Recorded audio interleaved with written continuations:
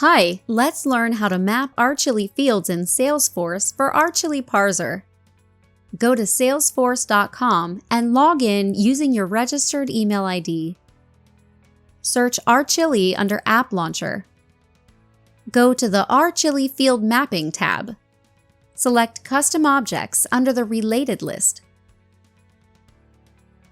Under Field Mapping, select Experience, Qualification, Skills, First name,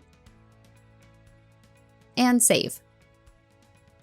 Under Qualification tab, select Degree name and save. Under the Experience tab, select Alias Data and save.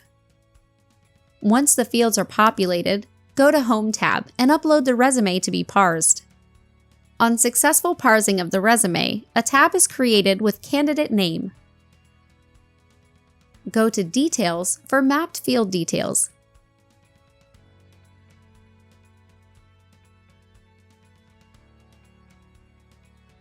On the right side, other tab details can be seen.